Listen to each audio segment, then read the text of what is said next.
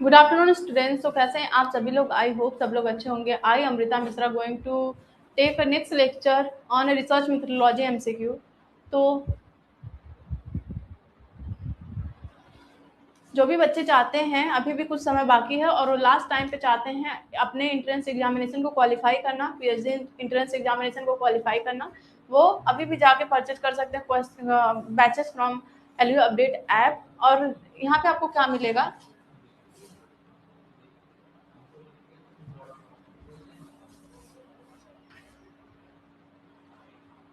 यहाँ पे आपको प्रोवाइड किया जाएगा जो लाइव क्लासेस तो ऑलरेडी हो चुकी हैं, तो वो आप रिकॉर्डेड में देख सकते हैं।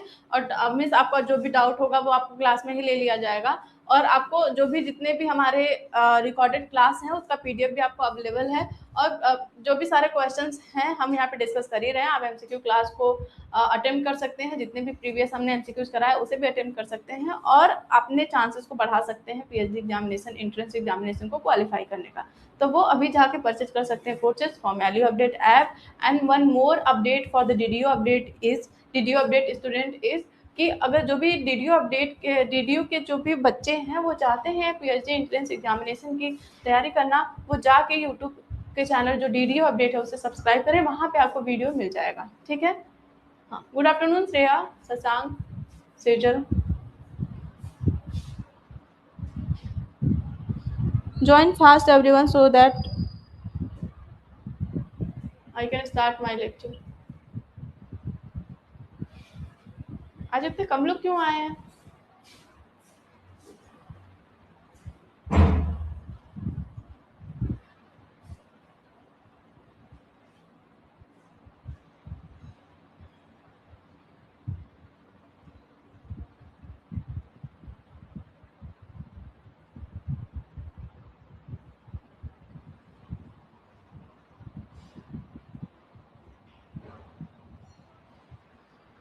Voice video PPT is clear, everything is clear, please confirm everyone. Voice PPT and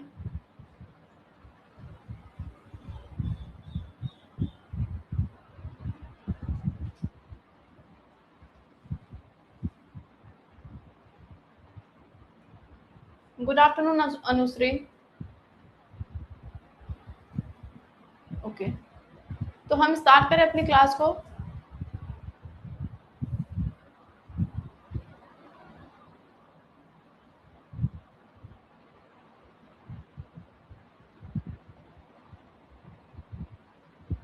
चलो ठीक है, स्टार्ट करते हैं, फिर जो भी बच्चे आएंगे वो अपना ज्वाइन करेंगे। ठीक है।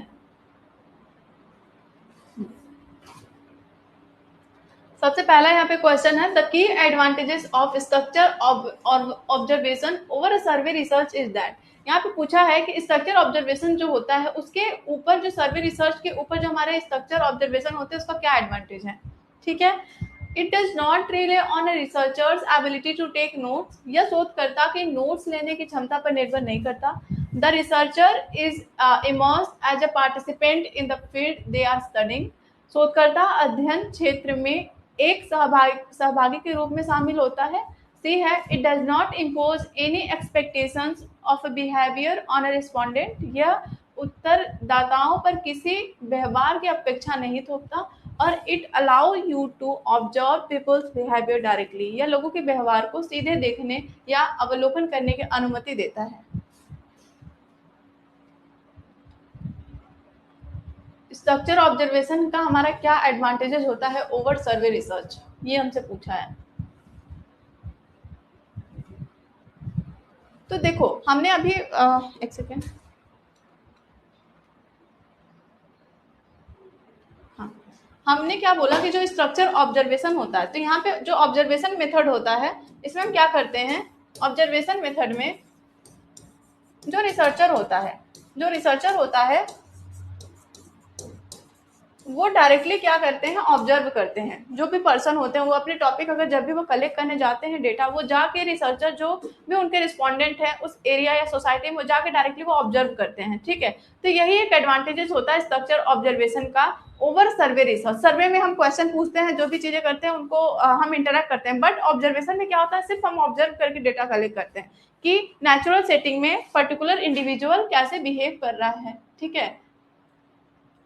Good afternoon Radhe Shyam.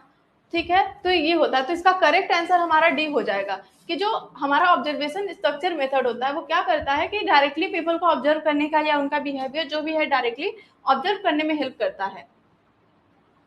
ठीक है, प्लीज सब लोग क्लियर कर लेना।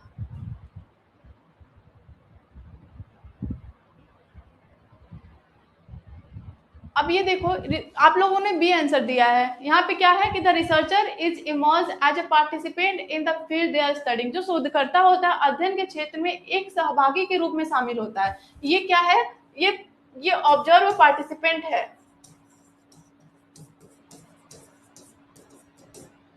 जहाँ पे क्या होता है, अगर जैसे कि यहाँ पे कल्चर में होता है, जैसे कि कोई आप किसी और के कल्चर को जानना चाहते हो, ठीक है, तो आप खुद वैसे बन जाओगे, उनके कल्चर में जाकर उनके कल्चर के जो भी रिचुअल्स होते हैं उसमें पार्टिसिपेट करके आप उनके चीजों को ऑब्जर्व करोगे, देखोगे। ठीक है, तो यहाँ पे पार्टिसिपेशन मीन्स यहाँ पे एक्टिव हो जाता है। ऑब्जर्वेशन में सिर्फ हम पार्टिसिपेट नहीं करते, we only researcher use to only observe the whatever are going around him. ठीक है, तो हम यहाँ पे ऑब्जर्व करते हैं सिर्फ।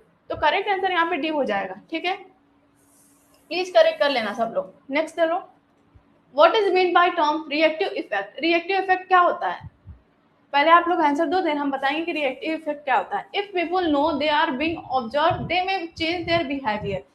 रिसर्चर सब्जेक्ट में have a bad reaction to drug they are given. Researchers sometimes react to their informant behavior with horror. The category on an observation schedule may not be mutual exclusive. तो reactive effect क्या होता है,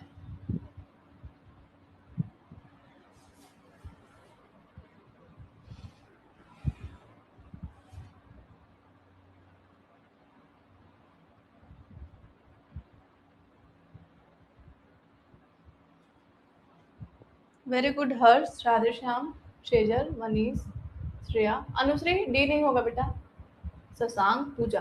correct answer यहाँ पे हो जाएगा ए। जैसे जैसे देखो, ये रिएक्टिव इफेक्ट क्या होता है, जैसे ही अगर कोई रिसर्चर है, हम रिसर्चर है, मान लीजिए आप रिसर्चर है, आपको डेटा कलेक्ट करने जाना है, ठीक है, तो आप डेटा करने से पहले आप बता दोगे कि उन्हें कि हम आपसे बात कर रहे हैं। इनडायरेक्टली अगर आप उनसे बात करें तो हाँ, हमें ये डेटा पर्टिकुलर डेटा कलेक्ट करना है, तो क्या आप हमें पर्टिकुलर इन्फॉर्मेशन प्रोवाइड कर सकते हो, तो वो रेडी होंगे। बट अगर आप, हो सकता है कि कुछ ऑकवर्ड क्वेश्चन पूछे, ठीक है, जिनका क्या है कि वो एकदम से सही तरीके से जवाब नहीं दे सकते, तो वो अपने आप को अपने बिहेवियर को मॉडिफाई कर लेते हैं। ठीक है, तो रिएक्टिव उसके लिए होता है कि जब पता होता है हमारे रिस्पोंडेंट को कि उनका डेटा कलेक्ट हो रहा है, तो उनका बिहेवियर अपने आप ही चेंज हो जाता है। ठीक है, तो करेक्ट आंसर है हमारा ए होगा कि जब भी पर्सन को पता है कि वो ऑब्जर्व हो रहा है तो वो उस हिसाब से ही बिहेव करता है। जैसे कि आपके मम्मी पापा हैं, आपको ऑब्जर्व कर रहे हैं और आपको पता है कि आपके मम्मी पापा हैं सामने और आप बैठे, तो उस टाइम पे आप कोई गलती नहीं करेंगे। ठीक है, तो ये होता है कि ऑब्जर्वेशन के टाइम पे आप, जब पता है आपको कि आप ऑब्जर्व हो रहे हो, ठीक है, तो उस टाइम पे आप अच्छा बिहेव करोगे। तो यही होता है रिएक्टिव इफेक्ट। ठीक है, वो अपने बिहेवियर को मैनेज करके चेंज करके चलता है। तो करेक्ट आंसर यहाँ पे ए हो जाएगा।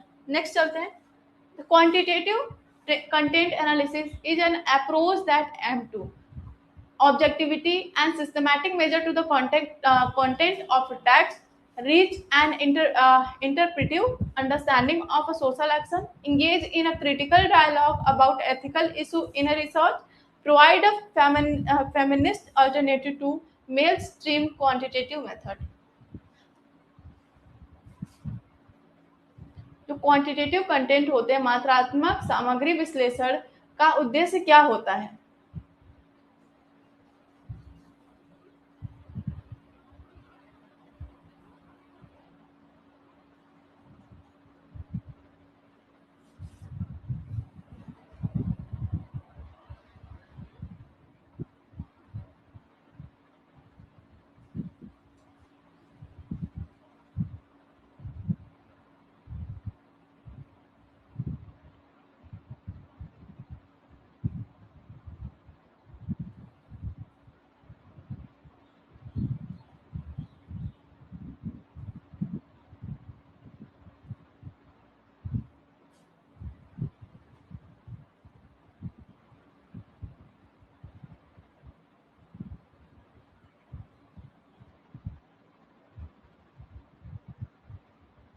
Very good. यहाँ पे कंटेंट से रिलेटेड बात किया है तो करेक्ट आंसर यहाँ पे ए हो जाता। यहाँ पे आंसर डी भी हो सकता था, बट यहाँ पे कंटेंट वर्ड को यूज कर दिया है तो हम कंटेंट के एनालिसिस को मेजर करते हैं, कंटेंट के एनालिसिस को देखते हैं। यहाँ पे जैसे अगर कंटेंट एनालिसिस नहीं होता then we the correct answer can be D also. ठीक है, तो आप प्लीज पढ़ने जब जैसे ही क्वेश्चन पढ़ रहे हैं तो उसके टर्म्स को, जो भी टर्म्स या वर्ड्स यूज हुए हैं उस पर जरूर से आप फोकस करना। ठीक है, नेक्स्ट देखो, which of the following could be subjected to a textual content analysis? Interview transcript, newspaper articles, song lyrics, all of the above. Textual content analysis में कौन कौन सी चीजें आ सकती हैं?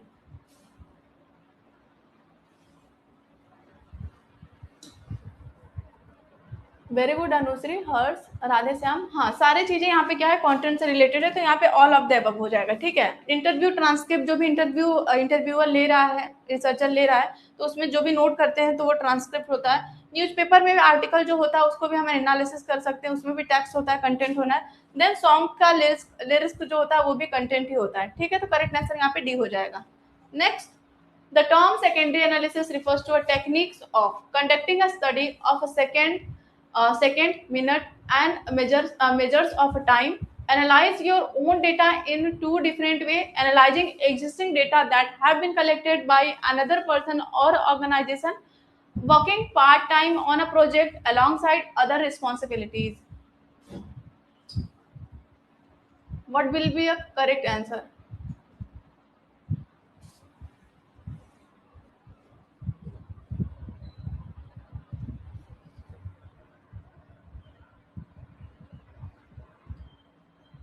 Please try to answer the questions in a 30 second only. आप please 30 second के अंदर अपने क्वेश्चन का आंसर देने का ट्राई करिए, क्योंकि आपको एग्जामिनेशन में ज्यादा समय नहीं मिलेगा। अब हम 30 सेकेंड वेट करेंगे, देन हम आपको आंसर बताएंगे। हाँ, वेरी गुड, करेक्ट आंसर हो जाता है सी। यहाँ पे क्या होता है, एग्जिस्टिंग डेटा जो ऑलरेडी दूसरे द्वारा कलेक्टेड, दूसरे पर्सन द्वारा कलेक्टेड है, उसको हम क्या करते हैं, एनालाइज करते हैं और देखते हैं। ठीक है, फिर नेक्स्ट देखो, which of the following is not a disadvantages of using secondary analysis? Secondary जो हमारे डेटा होते हैं, सेकेंडरी एनालिसिस जो होते हैं, उसका डिसएडवांटेज कौन सा नहीं है इसमें से? The researchers lack of familiarity with in the data, it is a relatively expensive and time-consuming process. Hierarchical data sets can very confusing. The researcher has no control over the quality of data.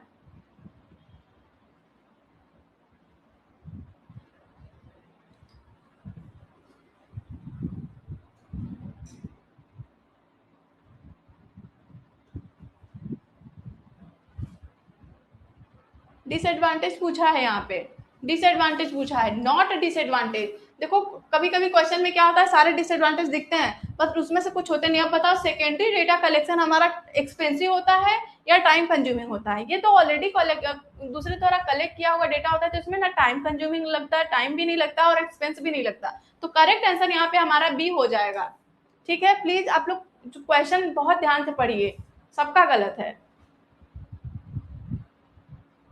यहाँ पे ये भी disadvantage बता दिया कि secondary data जो हमारा analysis होता है वो एक्सपेंसिव होता है, टाइम कंज्यूमिंग होता है। कैसे? ये तो हमारे प्राइमरी डेटा होते हैं, सेकेंडरी डेटा में तो हमें टाइम लगता ही नहीं है, क्योंकि ये ऑलरेडी डेटा कलेक्टेड होता है। नेक्स्ट देखो, what is difference between bar chart and histogram? Bar chart जो होता है और हिस्टोग्राम होता है, उसमें क्या डिफरेंस होता है? Histogram does not show entire range of a score in a distribution. Bar chart are circular, where histogram a square. There are no gaps between bars and histogram. Bar chart represent number, whereas histogram represent percentage. Give an answer within 30 seconds only.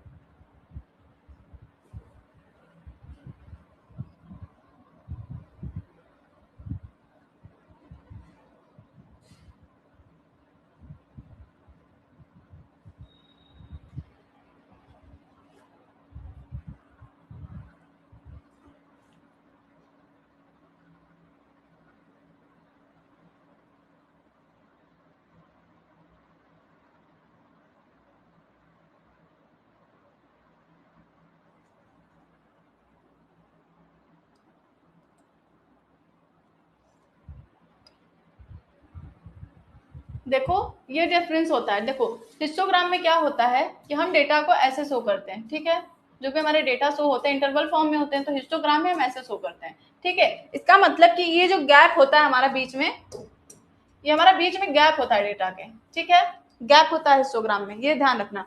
But हमारा जो bar chart होता है इसमें हम क्या करते हैं, data को शो करते हैं, बट ये हमारा जो गैप नहीं होता है, ठीक है,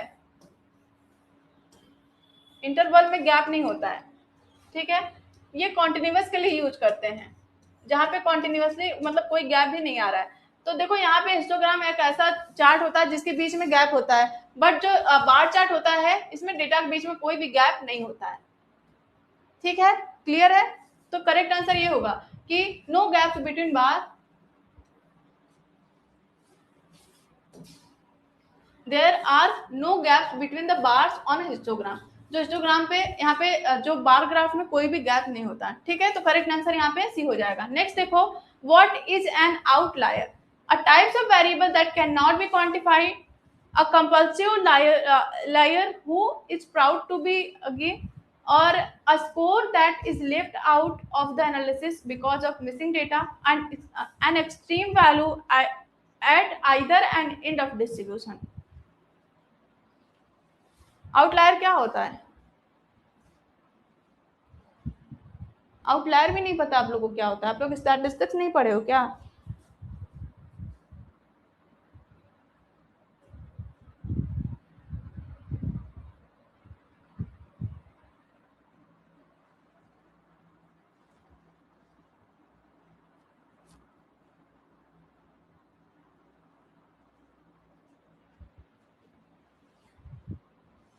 वेरी गुड हर्ष, अनुश्री, जिसने भी सी आंसर दिया उसका सही है, बाकी जिसने आंसर दिया है वो गलत है। देखो आउटलायर क्या होता है,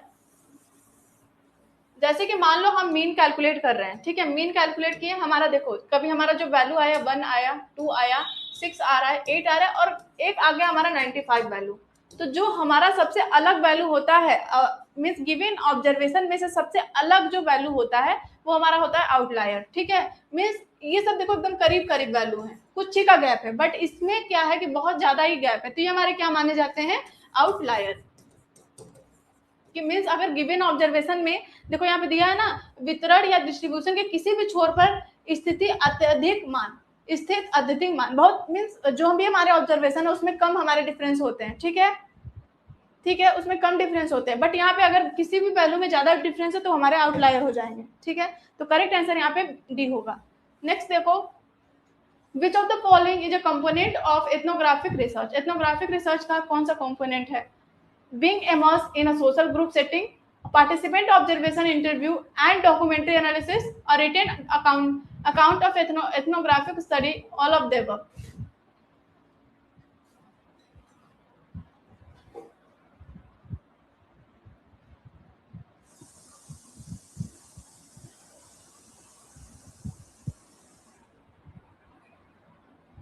very good everyone, correct answer D हो जाएगा। एथनोग्राफिक में हम क्या करते हैं, हम स्टडी करते हैं कल्चर की स्टडी करते हैं, कहाँ पे, सोशल ग्रुप और सोशल सेटिंग में जाके तब हम कल्चर की स्टडी करते हैं। कल्चर की जब भी बात करते हैं तो सोशल जो बीइंग है वो ऑलरेडी आ जाएंगे, ठीक है। पार्टिसिपेंट ऑब्जर्वेशन होता है, हम पार्टिसिपेट करके स्टडी करते हैं, ठीक है, और इथनोग्राफिक स्टडी होता है, तो correct answer all of the above हो जाएगा। Next, what is meant by the term theoretical saturation? Deciding on a theory and testing it repeatedly, the point at which concept is so well developed that no further data collection is necessary, a state of frustration caused by having used every possible statistical test without finding any significant result, yet the problem of having used too many theories in one's data analysis। Theoretical saturation क्या होता है? Please, मैं बोल रही हूँ 30 second में answer देने के लिए।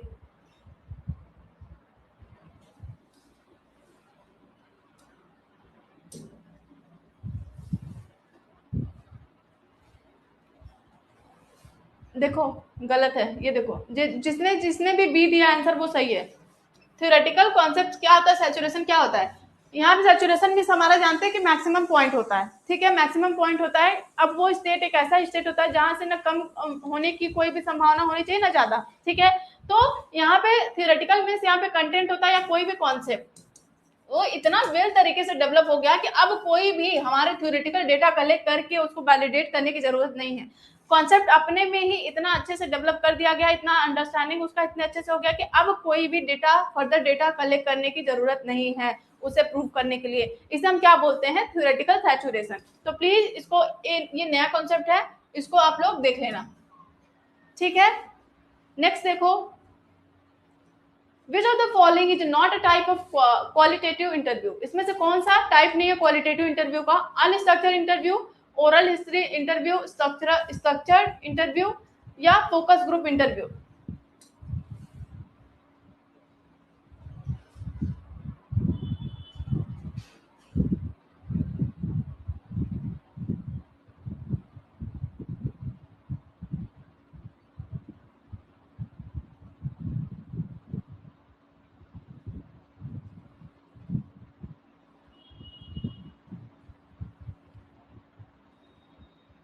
हाँ, करेक्ट आंसर सी हो जाएगा। ये सारे जो हमारे यहाँ टाइप्स ऑफ इंटरव्यू होते हैं, एक हमारे होते हैं सेमी स्ट्रक्चर्ड इंटरव्यू, ठीक है। दूसरा हमारे होते हैं फोकस ग्रुप का भी होता है, फोकस ग्रुप या हम कह सकते हैं इन डेप्थ, ठीक है। फिर हमारा क्या आता है? ओरल हिस्ट्री इंटरव्यू भी होता है।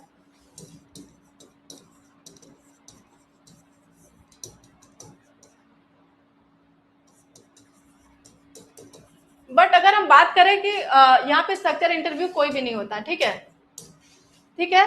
करेक्ट आंसर यहाँ पे सी हो जाएगा। नेक्स्ट देखो, which of the following is a disadvantage of qualitative interviewing related to a participant observation. इसमें से क्या डिसएडवांटेज पूछा गया है?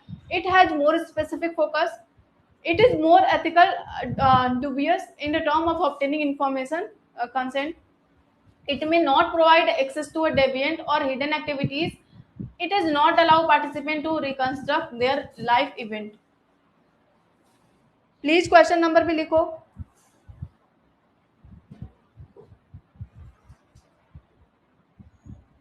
जो क्वालिटेटिव इंटरव्यू होता है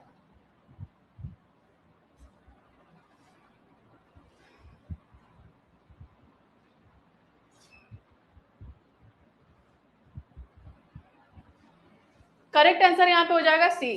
अगर हम डायरेक्टली क्वालिटेटिव में हम क्या करते हैं? डायरेक्टली इंटरव्यू ले रहे हैं और यहाँ पे क्या है कि अगर कोई भी एक्टिविटी आपका हाइड कर दिया जाता है, ठीक है, तो छिपी या कोई विचलित करके कोई बता रहा है, तो उस वहां पे वो हम एक्टिविटी उस टाइम पे हम डेटा वहां पे एक्सेस नहीं कर सकते क्योंकि हम इंटरव्यू ले रहे हैं।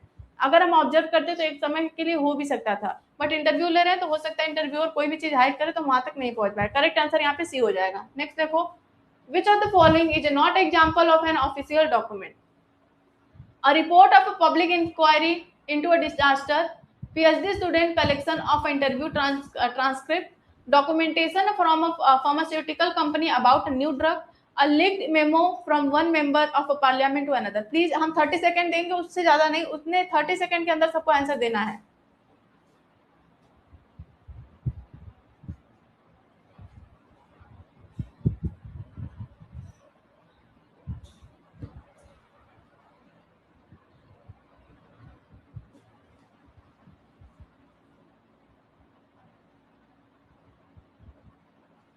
यहाँ पे जो करेक्ट आंसर होगा,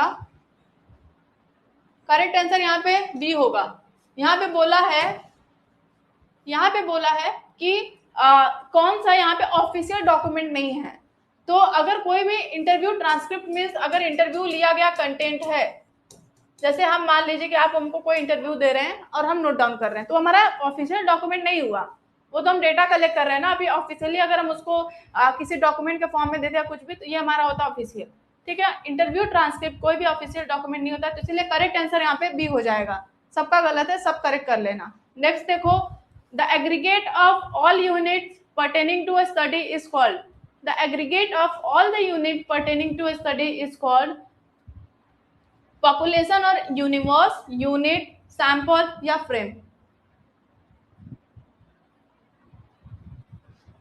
सारे यूनिट को अगर हम उसका एग्रीगेट करें जो हमारे स्टडी होते हैं, उसको हम क्या कहते हैं? किसी अध्ययन के संबंधित सभी इकाइयों यूनिट के समूह को हम क्या कहेंगे?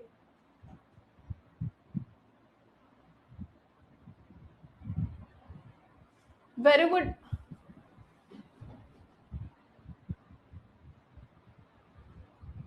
सैंपल पॉपुलेशन या यूनिवर्स कहेंगे, करेक्ट आंसर ये होगा कि सारे यूनिट पर्टेनिंग टू स्टडी, जितने भी यूनिट हैं उसको अगर हम स्टडी एग्रीगेट, एग्रीगेट यहाँ पे बोला ना, एग्रीगेट हमारे पॉपुलेशन या यूनिवर्स होते हैं जहां से हम सैंपल कलेक्ट करते हैं। करेक्ट आंसर यहाँ पे डी हो जाएगा, ठीक है, अरे सॉरी ए हो जाएगा। नेक्स्ट देखो, dash refers to those elements from which sample are specifically chosen or selected for a research. Finite population, target population, infinite population या sampling population उन तत्वों को संदर्भित करता है जिनसे शोध के लिए नमूने विशेष रूप से चुने जाते हैं, तो उन्हें क्या कहते हैं?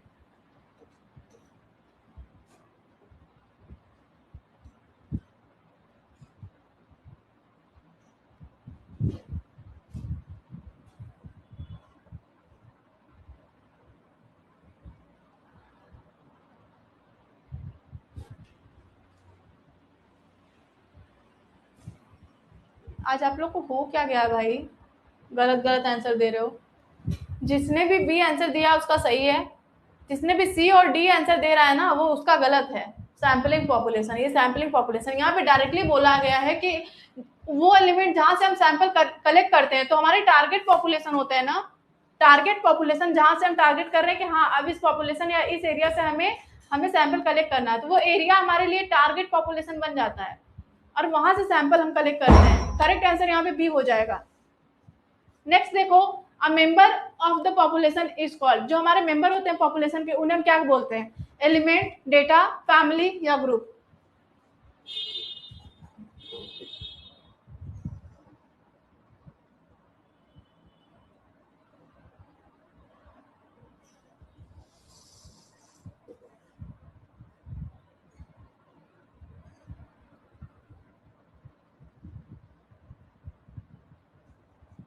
हाँ वेरी गुड एवरीवन। यहाँ पे जो हम मतलब a member of the population, जो मेंबर होते हैं पॉपुलेशन को उनको हम एलिमेंट बोलते हैं स्टैटिस्टिक्स के टर्म में, ठीक है, वेरी गुड। 197 जिसने सी दिया है वो गलत है।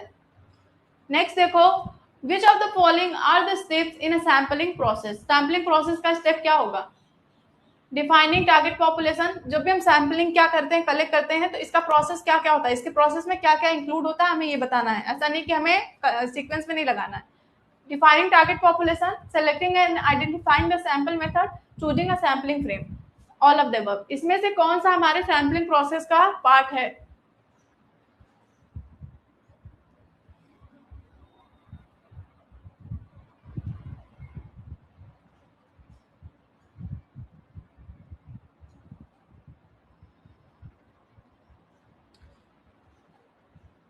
हाँ वेरी गुड एवरीवन, यहाँ पे करेक्ट आंसर यहाँ पे डी हो जाएगा, सारे ही है। नेक्स्ट देखो, a complete survey of population is called, जो कंप्लीट सर्वे होता है हमारा पॉपुलेशन का उसको हम क्या बोलते हैं? Census, sample, report, none of the above. Complete population का, जितने भी हमारे कंट्री के पॉपुलेशन है, अगर हम सबका क्या करते हैं, सर्वे करते हैं, तो उसे हम क्या कहते हैं? वेरी गुड शशांक, हर्ष, तेजल, वेरी गुड तनु, इसको हम बोलते हैं सेंसस, ठीक है, जनगणना। Next, who author the book method in social research? देखो ये सब यहाँ से भी क्वेश्चन आ सकते हैं कुछ, जैसे कि जो हमारे रिसर्च के कुछ बुक्स हैं उनके राइटर का नाम पूछ सकता है, तो यहाँ पे क्या है कि इसको रट लेना सब लोग। मेथड ऑफ सोशल रिसर्च जो हमारे बुक है वो किसके द्वारा लिखा गया था? विल्किंस द्वारा, आर कोठारी द्वारा, केरिंजर द्वारा, गुड और हार्ट द्वारा, गुड एंड हार्ट द्वारा। तो जो मेथड ऑफ सोशल रिसर्च हमारा जो गया था ये गुड एंड हार्ट द्वारा दिया गया था, तो प्लीज इसको रट लेना सब लोग, ठीक है, वेरी गुड सेजल। नेक्स्ट देखो, a research is an organised and systematic inquiry, ये जो डेफिनेशन बताया गया किसके द्वारा दिया गया है? Defined by Marshall, PB Young या इमोरी या केरिंजर, किसके द्वारा दिया गया है? जिसमें बोला गया है कि जो research is an organised and systematic inquiry, ये तो आप मतलब कि हमें बता ही देना चाहिए। करेक्ट आंसर यहाँ पे जो इसका है कि एमोरी द्वारा दिया गया था ये, ठीक है, तो सी हो जाएगा।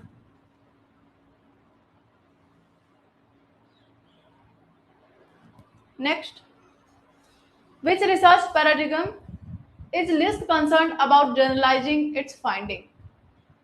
Quantitative research, qualitative research, mix research, none of the above. किस रिसर्च में मीन्स हम क्या करते हैं कि कम फोकस करते हैं जनरलाइजेशन पे, किस टाइप्स ऑफ रिसर्च में?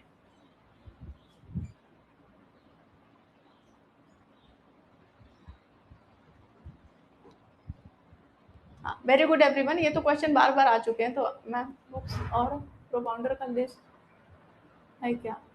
नहीं तनु, यही एक दो क्वेश्चन है जहां से आ सकता है, ज्यादा नहीं पूछेगा, 35 ही क्वेश्चन है तो ज्यादा नहीं पूछेगा, ठीक है? तो ये इतना बस देख लेना, ज्यादा ये मतलब राइटर पे ज्यादा फोकस मत करना, बस जो सामने क्वेश्चन है उसको कर लेना, बाकी ये जो तुम्हारे फिक्स कॉन्सेप्ट है वहां पे फोकस करो। करेक्ट आंसर हाँ क्वालिटेटिव हो जाएगा। नेक्स्ट देखो, अ कंडीशन और a characteristic that can take on a different value और अ कैटेगरी, उसको क्या कहते हैं? अ कांस्टेंट या वेरिएबल या कॉज एंड इफेक्ट रिलेशनशिप या डिस्क्रिप्टिव। वह स्थिति या विशेषता जो विभिन्न मान या श्रेणियों को ग्रहण कर सकती है उसे हम क्या कहते हैं?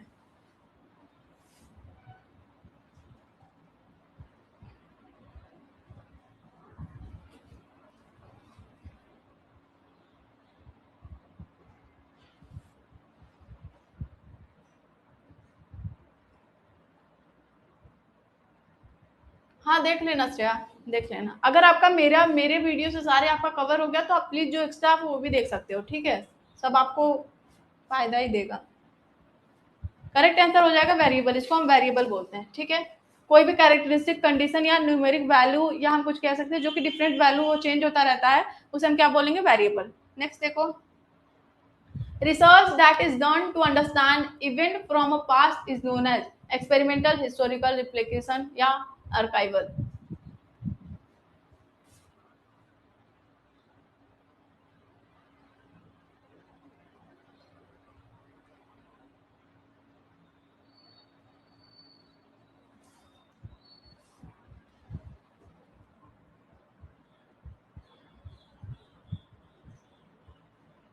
कौन सा क्वेश्चन तनु?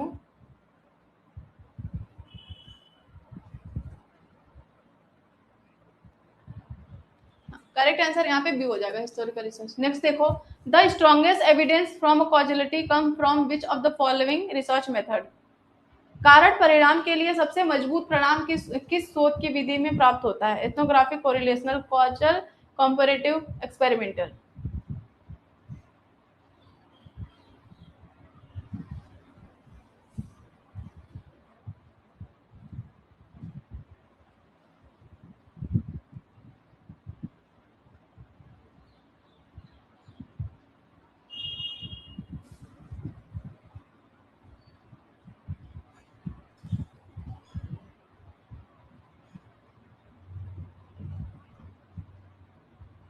हाँ करेक्ट आंसर ए हो जाएगा, ठीक है? नेक्स्ट देखो, which of the following options are the main task of research in a modern society?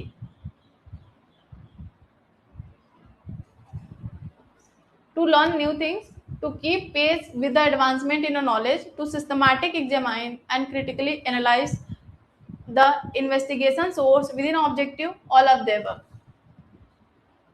Modern जो रिसर्च है, जो मॉडर्न सोसाइटी में रिसर्च होता है, उसमें क्या क्या चीजें इंक्लूड होती हैं? क्या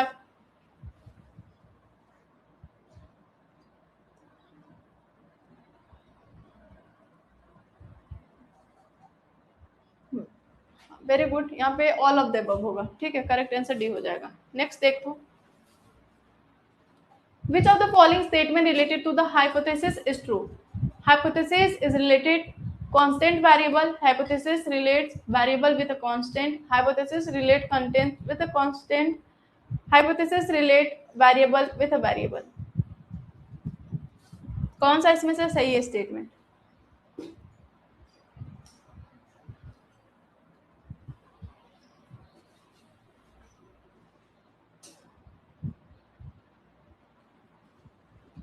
वो 22 यहाँ पे बोला है, किसने पूछा? पूजा। यहाँ पे बोला क्या है कि इस ऑप्शन में से main task of researcher modern technology में, अगर कोई भी रिसर्चर रिसर्च कर रहा है तो उसका मेन टास्क क्या होगा? ठीक है, मुख्य कार्य क्या होता है? नई चीजों को सीखना। तो ये बात तो होता है कि अगर न्यूज मॉडर्न सोसाइटी में नए नए चीजों को क्या होता है, सीखना होता है, to keep pace with the advancement in knowledge, जो भी हमारे एडवांसमेंट हो रहे हैं रिसर्च में, जो जो टेक्नोलॉजी, अगर नए नॉलेज हमारे आ रहे हैं उसको सीखना, तो ये भी होता है। मीन्स यहाँ पे बोला है ना, ज्ञान की प्रगति के साथ तालमेल बनाए रखना, ठीक है, तो ऐसा होना चाहिए। और to systematically examine critically analyse the investigation source object, ठीक है, उद्देश्य के साथ व्यवस्थित रूप से जांच करना, ये सब सारे क्या है, रिसर्चर को होना चाहिए मॉडर्न सोसाइटी में। तो बस यही इतना सिंपल क्वेश्चन है। और 421 में क्या है, 421 कहाँ है भाई, ये हर्ष कौन सा क्वेश्चन पूछ रहे हो?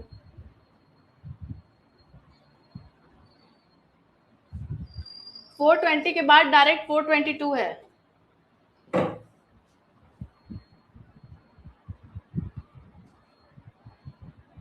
हर्ष प्लीज बताओ जल्दी से, कौन सा क्वेश्चन बोल रहे हो? यहाँ पे बोलो, यहाँ पे बोला है ना, strongest evidence from causality. Causality means जो भी यहाँ पे बोला है कि कारक परिणाम के लिए सबसे मजबूत परिणाम किस शोध विधि से प्राप्त किया जाता है, सबसे मजबूत परिणाम हमें किस टाइप्स ऑफ रिसर्च से मिलता है, तो एक्सपेरिमेंटल से। ये भी इसका आंसर हो सकता है, बट एक्सपेरिमेंट दिया तो शायद ये मिस ना हो, कॉजल कंपैरेटिव से, एक्सपेरिमेंट से भी हो सकता है।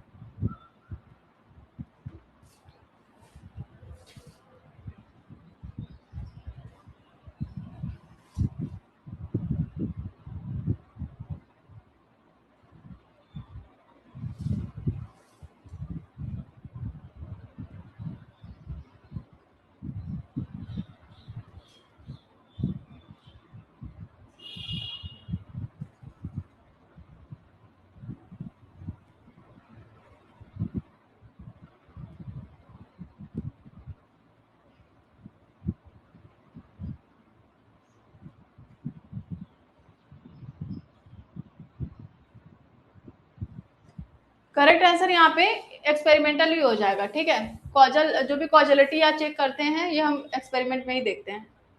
इसका आंसर बताओ।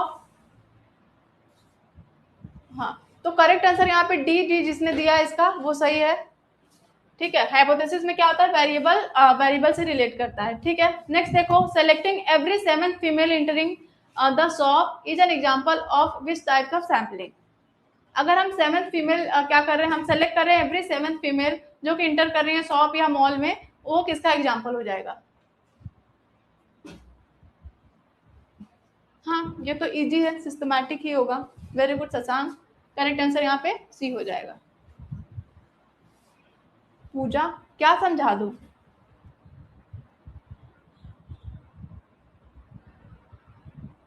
आजकल आप लोगों को क्वेश्चन ही नहीं समझ में आ रहा, इतना इजी क्वेश्चन है। Next, at the end of report dash should be enlist in respect to all technical data such as questionnaire, sample, information, mathematical derivation and like ones। उसको हम एनेक्सर बोलते हैं या अपेंडिक्स बोलते हैं या बिब्लियोग्राफी बोलते हैं या समरी बोलते हैं।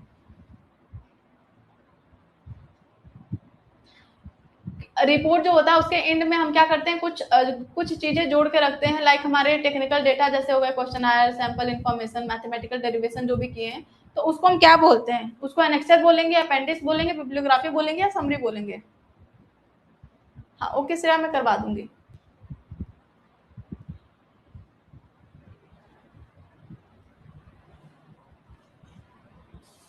सी नहीं होगा, करेक्ट आंसर डी हो जाएगा। अब देखो अपेंडिक्स एनेक्सर में क्या डिफरेंस होता है, सब ये बिब्लियोग्राफी क्या होता है आप लोग को नहीं पता? रेफरेंस देना भाई, किस सोर्सेस को आपने यूज किया है और किसने किस सोर्सेस को यूज किया, किस सोर्सेस को आपने पढ़ा है, सिर्फ मीन्स पढ़ा है और यूज किया है, दोनों आता है बिब्लियोग्राफी में। रेफरेंस मीन्स जो यूज किया उसी को हम रेफरेंस देते हैं, ठीक है। अब यहाँ पे बोला है कि हम ऐसा मीन्स ऐसे चीज को लिस्ट करते हैं, नमूना जैसे जानकारी हो गया या कुछ लिस्ट होते हैं उसको हम अटैच करते हैं रिपोर्ट में, तो वो हमारा अपेंडिक्स हो गया। अब एनेक्सर क्या होता है, अगर हम कुछ इंपॉर्टेंट ऑफिशियल डॉक्यूमेंट अगर रिपोर्ट से ऐड करते हैं, लाइक हमारे अगर कोई भी स्टैम्प पेपर हो जाता या कोई प्रूफ होता वैलिडिटी जो कि ऑफिशियल होता, ठीक है, तो ये आता हमारा एनेक्सर में। एनेक्सर में जो कि मेन चीजों से जुड़ा होता है उसमें, जैसे कोई भी डॉक्यूमेंट होता। लेकिन यहाँ पे क्या बोला है सिंपली कि हम सैंपल का जो क्वेश्चन आया था हमारा वो ऐड कर दे रहे हैं, सैंपल जो इन्फॉर्मेशन, सैंपल से रिलेटेड इन्फॉर्मेशन की कहाँ से हमने सैंपल कलेक्ट किया, ये सब चीजें। तो मीन्स अगर general knowledge related to research हमारे रिपोर्ट में अटैच हो रहा है तो उसको हम अपेंडिक्स बोलेंगे। अगर कोई भी ऑफिशियल डॉक्यूमेंट ऐड किया जा रहा है तो वह नेक्स्टर होगा, ठीक है, ये डिफरेंस है, ये डिफरेंस याद रखना। नेक्स्ट देखो, the prime managerial value of a business research is that it uncertain by providing information that improve decision making processes.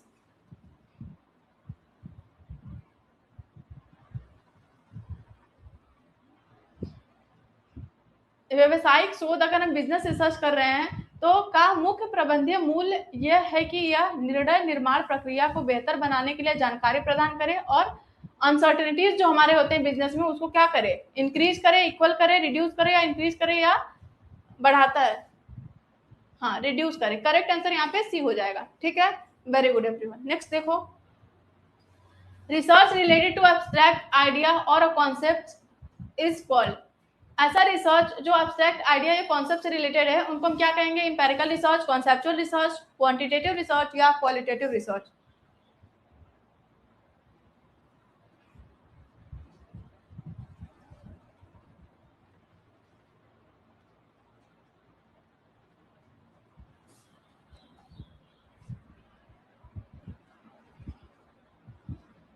Concept की बात कर रहा है, अब्स्ट्रैक्ट की बात कर रहा है, कॉन्सेप्ट कॉन्सेप्चुअल रिसर्च होता है भाई, करेक्ट आंसर बी हो जाएगा। जिसने भी और अलग आंसर दिया है वो करेक्ट कर लेना, कॉन्सेप्ट ऑलरेडी लिखा हुआ है, अब्स्ट्रैक्ट ऑलरेडी लिखा हुआ है, तो यहाँ पे करेक्ट आंसर कॉन्सेप्चुअल रिसर्च हो जाएगा। नेक्स्ट देखो, which characteristics is used when a conclusion are based upon hard evidence gathered from real life experience और observation, इसको हम क्या बोलते हैं, रिगोरियस, क्रिटिकल, इंपेरिकल या वेरीफाइबल। कीवर्ड, कीवर्ड हमेशा फोकस करना कीवर्ड पे।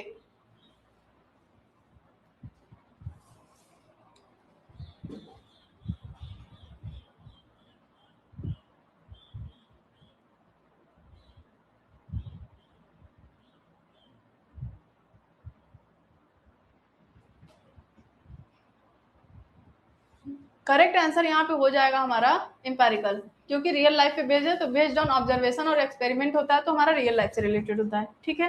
Next, the dash of the set of observation or score is obtained by dividing sum of all of value by total number of value।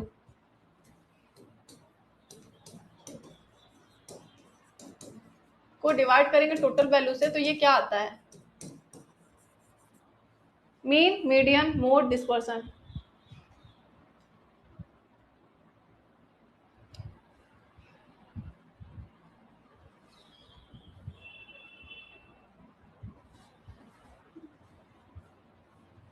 Very good Shreya, Harsh, ये हमारा क्या होता है, mean होता है, इसको तो ऑलरेडी हमने क्लास में डिस्कस किया था।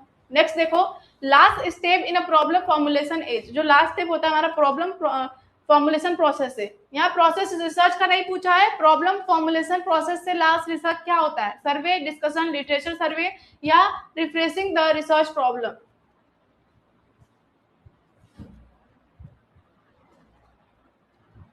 Very good Shashank, very good.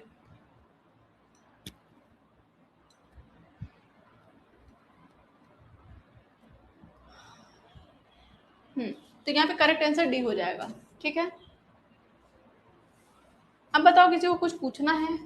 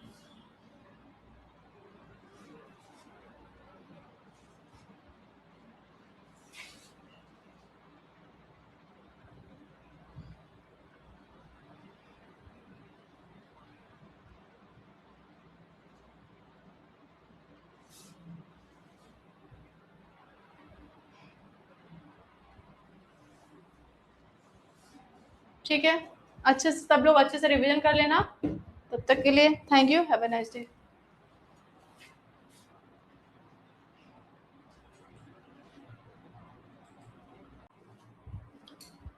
Good afternoon, student. How are you? I hope you all are fine.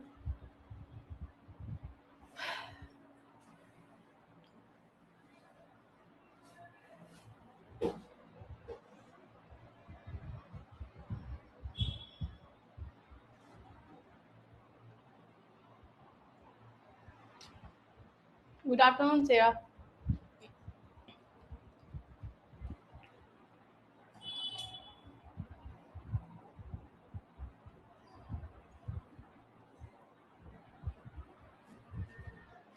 Good afternoon, Sasank, Kajal. Good afternoon, Sana.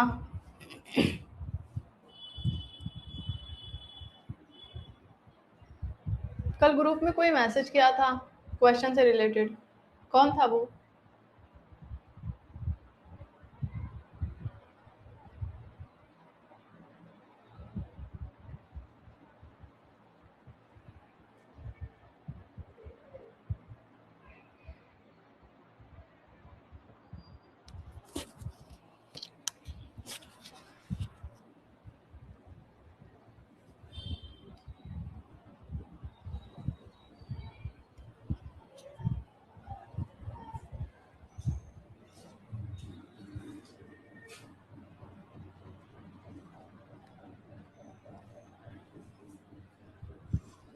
Good afternoon पूजा.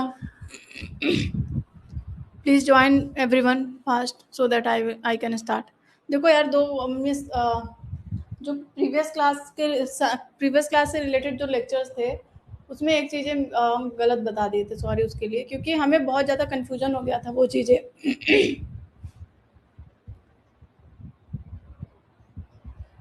हाँ, क्लस्टर और स्ट्रेटिफाइड, उसके उससे तो हमने डिफरेंस लिखाया था ना, क्लस्टर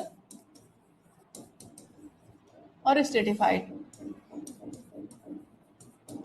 ठीक है, वो जो आंसर दिया गया था, मीन्स हमारे यहाँ से जो एमसीक्यू बनता है उसमें जो आंसर दिया गया था उस हिसाब से मैंने एनालाइज नहीं किया और वो चीज़ें मैंने वैसे ही डिस्कस कर ली थी, तो उसके लिए सॉरी. तो यहाँ पे देखो, जो क्लस्टर होता है, तो क्लस्टर में क्या होता है कि हम सबसे पहले पूरे पॉपुलेशन को, मान लो 1000 हमारे पॉपुलेशन है और हमें डेटा कलेक्ट करना है, तो हम सारे पॉपुलेशन को पहले डिफरेंट डिफरेंट ग्रुप में डिवाइड करेंगे. ठीक है, डिफरेंट डिफरेंट ग्रुप में डिवाइड करेंगे. तो मान लो कि 1000 है, तो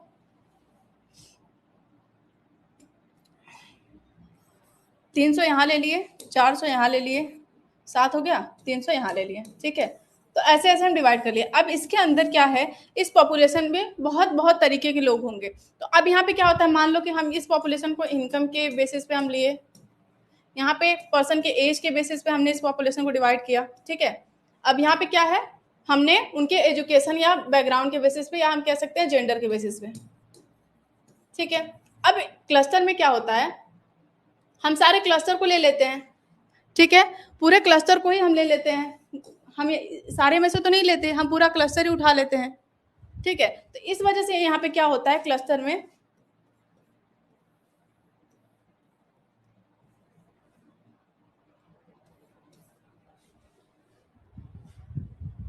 आपको आवाज जा रही है? स्टक हो गया वीडियो.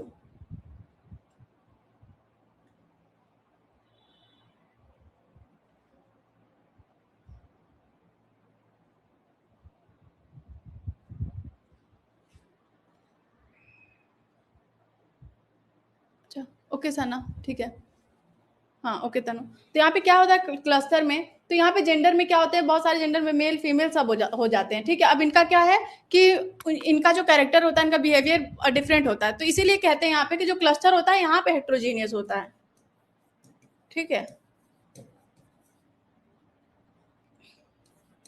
जब कोई भी क्राइटेरिया या पर्सन या कैरेक्टरिस्टिक यहाँ पे क्या होते हैं, हेट्रोजीनियस होते हैं. अगर हम बात करें स्ट्रेटिफाइड की, तो स्ट्रेटिफाइड में क्या होता है कि हम सारे सारे ग्रुप में से लेते हो. तो बस इतना यहाँ आपको याद रखना है कि यहाँ पे जब होमोजीनियस सिचुएशन हो, होमोजीनियस डेटा हमें कलेक्ट करना हो. ठीक है, यहाँ पे क्या होते हैं, जो पर्सन होते हैं या जो भी हमारे स्टेटा होते हैं, जो भी सैंपल होते हैं, वो होमोजीनियस नेचर के होते हैं. ठीक है, होमोजीनियस नेचर के होते हैं क्लस्टर में. स्ट्रेटिफाइड में, क्लस्टर में हमारे हेट्रोजीनियस होते हैं, बस इतना याद रखना है. यही मिस्टेक हो गई थी.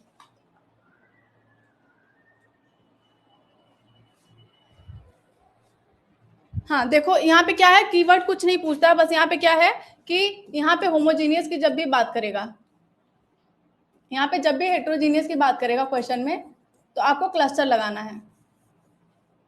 ठीक है, यहाँ पे बता दिए ना कि जब भी हेट्रोजीनियस पॉपुलेशन बताए या कुछ भी बताए, तो यहाँ पे क्या होना है, क्लस्टर लगाना जब होमोजीनिटी की बात करें। क्वेश्चन में जब भी बोले कि हमारे पॉपुलेशन जो सैंपल है होमोजीनियस है, ठीक है, सैंपल के अंदर, तो वहाँ पे क्या लगाना है, होमोजीनियस। अब इसका उल्टा हमने प्रीवियस क्लास में बता दिया था, उसके लिए सॉरी।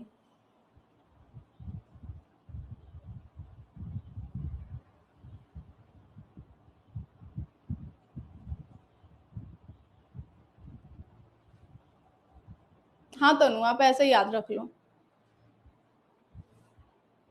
क्योंकि विद इन द ग्रुप ये हेट्रोजीनियस होते हैं, बट बिटवीन द ग्रुप क्या होते हैं, होमोजीनियस होते हैं। तो ऐसे आप याद रख सकते हो। बाकी एक एक वर्ड में बस याद रखो कि क्लस्टर क्या होता है, हेट्रोजीनियस ग्रुप के लिए हेट्रोजीनियस के लिए यूज किया जाता है, और स्ट्रेटिफाइड हमारा होमोजीनियस के लिए। उतना कॉम्प्लिकेटेड मत करो, क्योंकि इसमें होमोजीनियस,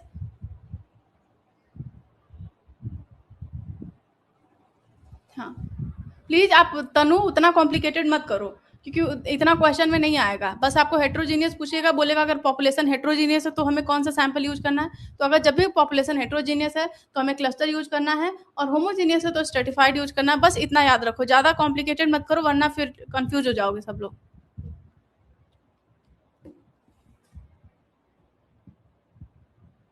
सबको क्लियर है? अब आगे बढ़े।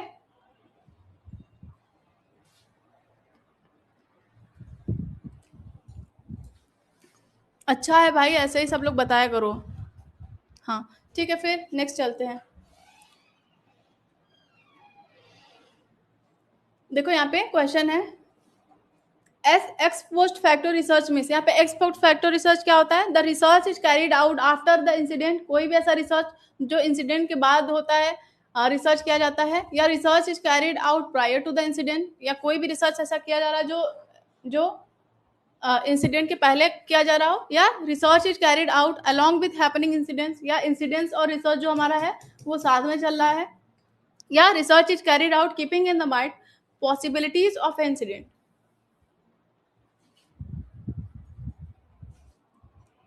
Very good Shreya, Kajal, Sana. तो जो हमारा एक्सपोस्ट फैक्टर रिसर्च है वो ऐसा है जो कैरिड किया जाता है किसके साथ, इंसिडेंट के बाद। ठीक है, इसीलिए इसका नाम है x post factor. X means past, post means past के बाद, और फैक्टर रिसर्च मीन्स अगर हम कोई भी इंसिडेंट होने के बाद कोई हम रिसर्च कर रहे हैं तो वो एक्स पोस्ट फैक्टर रिसर्च होगा। ठीक है, वेरी गुड राधे श्याम, हर्ष, तनु, वेरी गुड। और प्लीज आपसे एक रिक्वेस्ट, अगर आपको कोई भी डाउट हो, ठीक है, क्लास में अगर कोई भी चीजें पढ़ाई गई, अगर आपको उसमें कोई डाउट हो तो प्लीज आप लोग मुझे डायरेक्टली मैसेज करना, ग्रुप में मैसेज मत करना, क्योंकि वो पीएचडी ग्रुप जो बना हुआ है वो सिर्फ इन्फॉर्मेशन शेयर करने के लिए बना हुआ है, ना कि क्लास से रिलेटेड चीजें डिस्कस करने के लिए। उसमें बहुत सारे एरिया के बच्चे रहते हैं, तो आपको अगर चीजें डिस्कस करना है तो नेक्स्ट क्लास में डिस्कस कर लो, या बता दो कि मैम ये सही है गलत है कैसे, या आप मुझे डायरेक्टली मैसेज कर लिया करो। ठीक है,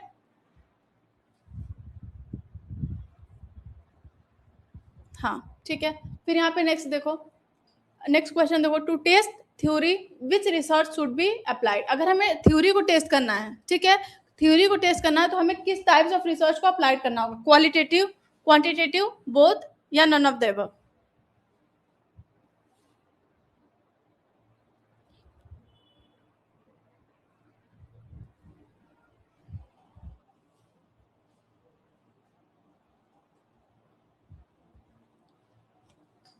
वेरी गुड श्रेया,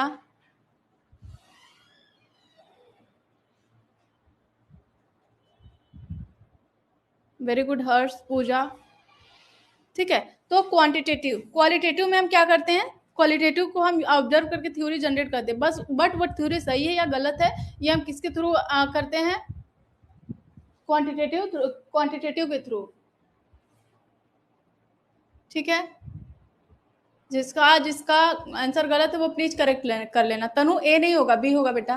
तो करेक्ट आंसर यहाँ पे बी हो जाएगा, क्वांटिटेटिव के थ्रू। अभी हमने क्वांटिटेटिव का प्रोसेस हमने देखा था ना, मीन्स क्या थ्योरी, जो हम थ्योरी क्या करते हैं, टेस्ट करते हैं, तो उसका प्रोसेस क्या है।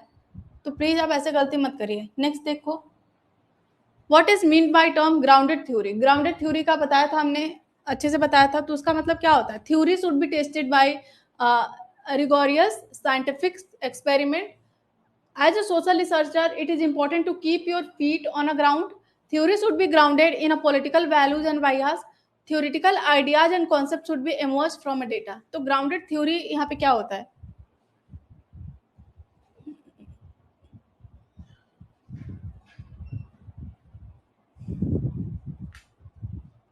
कोई बात नहीं तनु।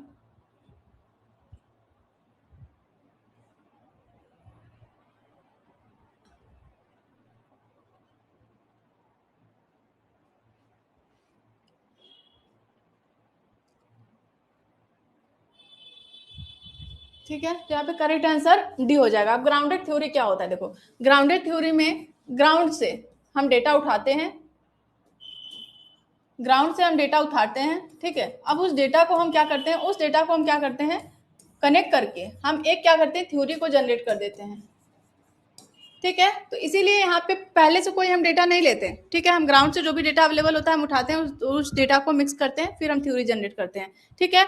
तो theoretical ideas concept should be emerge from a data, ये है। फिर देखो next, why do qualitative research is like to give a detail description of a social setting. जो हमारे क्वालिटेटिव रिसर्चर होते हैं वो क्यों देना चाहते हैं detail description of a social setting through qualitative data? तो ये क्यों करते हैं? To provide a contextual understanding of a social behaviour. B है because once they have lived the field it is difficult to remember what happened. फिर third है so that they can compare their observation as a test of reliability. Fourth है because they do not believe in going beyond the level of description.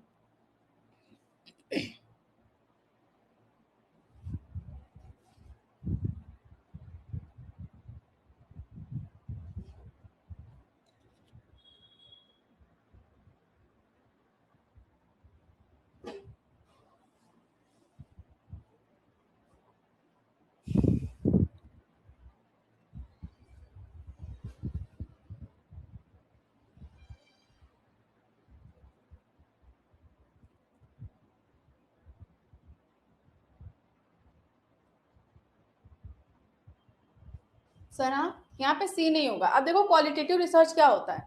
Qualitative research जहां हम क्या करते हैं, qualitative research एक ऐसा रिसर्च होता है जहां पे हम डेटा को क्या करते हैं, कलेक्ट करते हैं in the form of graph हो गया हमारा, पिक्चर के फॉर्म में, टेक्स्ट के फॉर्म में, ठीक है।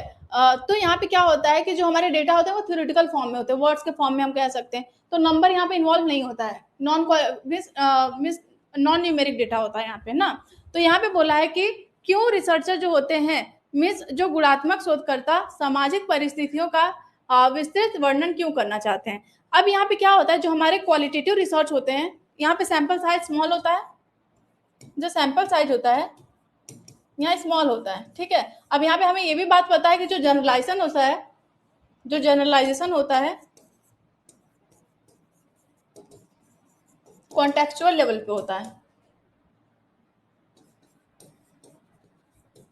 क्योंकि यहाँ पे डेटा स्मॉल होता है, सैंपल साइज स्मॉल होता है, जो हम रिसर्च करते हैं वो स्मॉल लेवल पे करते हैं, तो इसीलिए यहाँ पे कॉन्टेक्चुअल जनरलाइजेशन होता है। तो क्वालिटेटिव रिसर्च में जो वर्णन इसलिए किया जाता है ताकि वो प्रोवाइड कर सके contextual understanding of a social behaviour. एक एरिया में वो करते हैं, तो करेक्ट आंसर यहाँ पे 1 हो जाएगा, ठीक है। जो क्वालिटेटिव रिसर्च में ही हमारा कॉन्टेक्चुअल क्या होता है, जनरलाइजेशन होता है। पूरे होल पॉपुलेशन पे हम अपने रिजल्ट को जनरलाइज नहीं करते बल्कि कॉन्टेक्चुअल वे में करते हैं, मींस स्पेसिफिक चीजों पे फोकस करते हैं, ठीक है। करेक्ट आंसर यहाँ पे ए हो जाएगा, सब लोग करेक्ट कर लेना।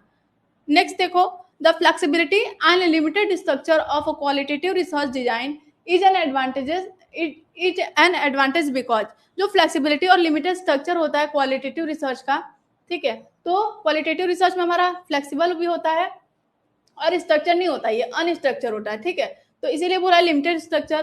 तो इसका क्यों एडवांटेज है इसका, the researcher does not impose any predetermined format on the social world, या ये अलाउ करता है unexpected result to emerge from a data, या the researcher can adopt their theories and method as a project unfold.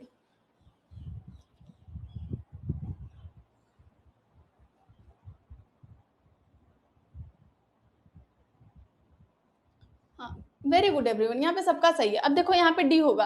अब क्यों D होगा, क्यों advantage है यहाँ पे, क्योंकि रिसर्चर जो होता है वो कोई भी पूर्व निर्धारित जो हमारे स्ट्रक्चर होते हैं या पूर्व निर्धारित जो हमारे फॉर्मेट होते हैं उससे रिलेटेड नहीं चलता है। वो जो भी रिस्पोंडेंट है उनके सामने जाता है, क्वेश्चन पूछता है, उनके क्वेश्चन के हिसाब से आंसर देने के हिसाब से वो अपने आप को मॉडिफाई करते हैं। तो कोई भी प्री डिटरमाइंड फॉर्मेट ये लेके नहीं चलते। तो ये एडवांटेज हो गया। दूसरा क्या होता है कि ये अलाउ करता है unexpected result emerge from a data. ठीक है, जो वो एक्सपेक्ट भी नहीं किए होते हैं कि हाँ हम जाएंगे ये चीजें सर्च करके जाएंगे, वो जब इंटरव्यू लेते हैं जो भी, तो अनएक्सपेक्टेड चीज आने लगते हैं। क्यों? क्योंकि जो हमारे वो मीन्स यहाँ पे क्या होता है कि जो पहले से स्ट्रक्चर नहीं होता है कि हम यही क्वेश्चन पूछेंगे, यही सब चेक करेंगे, और ये ओपन इंडेड होता है हमारे क्वालिटेटिव। तो यहाँ पे जो भी चाहे, जो हमारे रिस्पॉन्डेंट है जो भी चाहे आंसर दे सकते हैं, यहाँ पे बोलने का उनको पूरा मौका दिया जाता है। ठीक है, तो इसलिए फिर यहाँ पे researcher can adopt their theory. अब रिसर्चर उसके अकॉर्डिंग, सिचुएशन के अकॉर्डिंग अपनी थ्योरी को अडॉप्ट कर सकता है, मेथड जो वेरियस मेथड है उनको चेंज करके अडॉप्ट कर सकता है। तो ये भी एक एडवांटेज होता है। तो correct answer all of the above हो जाएगा। ठीक है, नेक्स्ट देखो, which research paradigm is least concern about generalising its finding. ठीक है, कौन से रिसर्च पैराडिगम में क्या होता है कि वो लिस्ट कंसर्न होता है अबाउट जनरलाइजिंग इट्स फाइंडिंग। तो सबसे पहला qualitative research, quantitative research, qualitative research, mixed research, या नन ऑफ द अबव।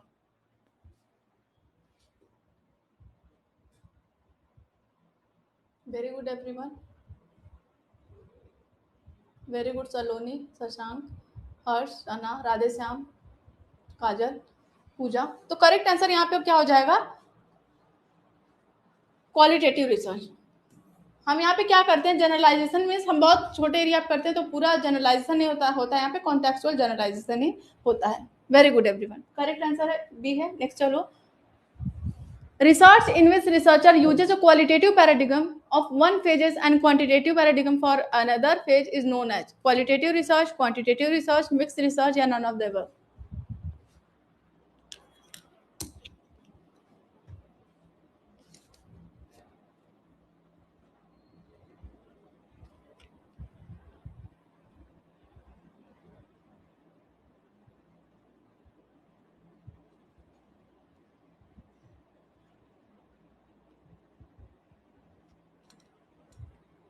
हाँ, जहाँ पे क्वांटिटेटिव क्वालिटेटिव दोनों हो रहा है यूज, तो वहाँ पे मिक्स रिसर्च हो जाएगा। ठीक है, तो इसको तो एक्सप्लेन करने की जरूरत नहीं है। नेक्स्ट देखो, SPSS, इसका सबसे पहले ये बताओ कि फुल फॉर्म क्या होगा और इसका क्या है, ये सॉफ्टवेयर किसके लिए बनाया गया है। तो फुल फॉर्म हम लिखवा रहे हैं, आप लोग आंसर दो।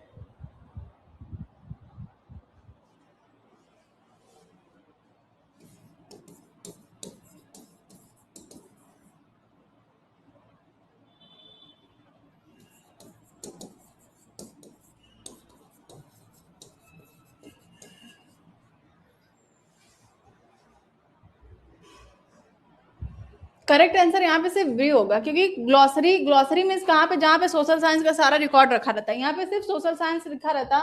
ठीक है, सोशल साइंस लिखा रहता है, या पैकेज फॉर सोशल साइंस भी लिखा रहता। ये स्टैटिस्टिकल सॉफ्टवेयर तो है, स्टैटिस्टिकल पैकेज तो है, बस सोशल साइंस ग्लॉसरी, ये जो है ग्लॉसरी जो है यहाँ पे, हाँ statistical package for social science होता है, बट ग्लॉसरी का मतलब क्या होता है ये देख लो पहले।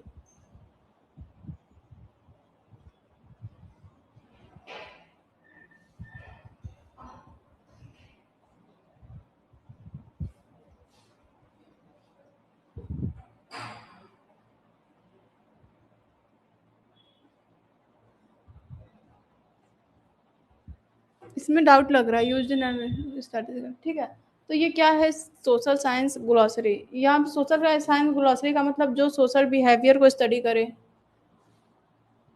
ठीक है, ये दोनों हो सकता है, बोथ है। ये करेक्ट आंसर तो बी दिया हुआ था उसमें, इसको एक बार कंफर्म कर लेना सब लोग, या कल हम बताएंगे इसको। ठीक है, करेक्ट आंसर दोनों हो जाना चाहिए। चलो अच्छा नेक्स्ट देखते हैं। विच of the following statement regarding the term ICT is true. ICT जो टर्म दिया गया वो किसके लिए ट्रू है? ICT, ICT stand for Indian classical technology या कन्वर्जिंग टेक्नोलॉजी। ये आईसीटी जो है ये मीन्स जो रिसर्च में आईसीटी आता है, ठीक है। रिसर्च में आईसीटी का यूज होता है तो यहाँ पे पूछ सकता है आईसीटी से रिलेटेड, इसीलिए ये क्वेश्चन हम लाए हैं कि जो आईसीटी है उसका फुल फॉर्म क्या होता है। देखो सही दिया हुआ है, या कन्वर्जिंग टेक्नोलॉजी है ये।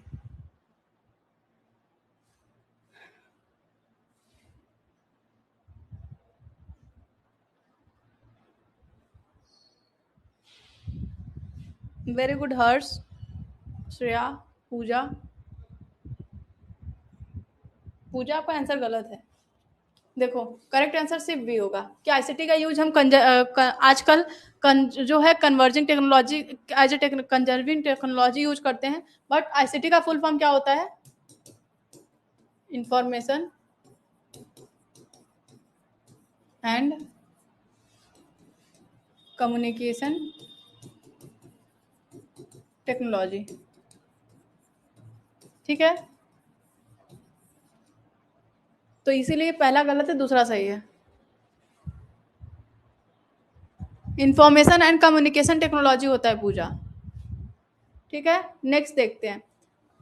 शोध गंगा इज मेंटेन बाय, जो शोध गंगा होता है, जो शोध गंगा होता है यहाँ पे क्या होते हैं शोध गंगा, आप अगर सर्च करते हो गूगल पे तो वहाँ पे जो सारे पहले से ही किए गए जो रिसर्च होते हैं उनके सारे आर्टिकल्स उस पे होते हैं, थेसिस उस पे होते हैं, ठीक है। जो भी सारे वर्क आर्टिकल्स होते हैं सारे सारे टॉपिक से रिलेटेड वहाँ पे होते हैं, ठीक है। तो जो शोध गंगा है ये किसके द्वारा मेंटेन किया जाता है? एचआरडी या एनआईसी या इनफ्लिबनेट या यूजीसी द्वारा?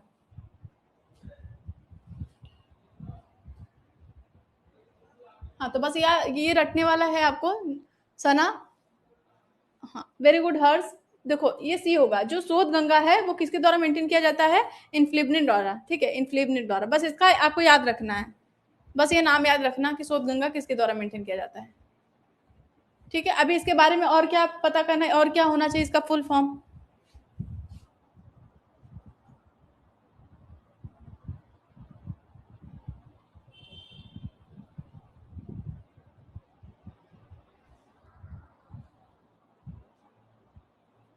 देखो इसका full form information and library network. इसका ऑफिस कहाँ है? अहमदाबाद में, ठीक है। इतना याद रखना है आपको। हाँ वेरी गुड अंकिता। इस्टैब्लिश कब किया गया था? इस्टैब्लिश देखो इसका इस्टैब्लिशमेंट इस्टैब्लिश कब किया गया था? जून 1996 में, ठीक है। इतना चीजें आपको याद रखना है बस इससे रिलेटेड।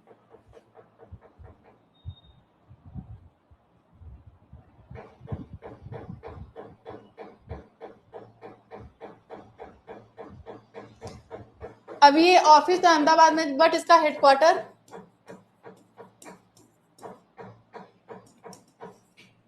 गुजरात गांधीनगर में है, ठीक है। तो इतना आपको चीजें याद रखना है इससे रिलेटेड। नेक्स्ट देखो, इन्फ्लिपमेंट कब स्टार्ट हुआ था? देखो यहाँ पे क्वेश्चन आ गया।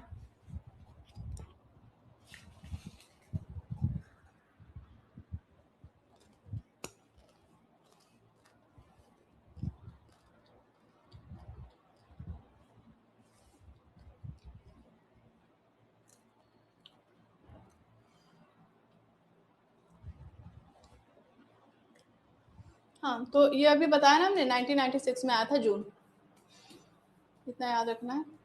फिर देखो इंड नोट क्या है? EndNote is data collection software, data analysis software है, या रेफरेंस मैनेजमेंट सॉफ्टवेयर है, या लिटरेचर रिव्यू सॉफ्टवेयर है। तो ऐसे सॉफ्टवेयर का नाम देके आपको उसका यूजेस पूछ सकता है। तो इंड नोट क्या है?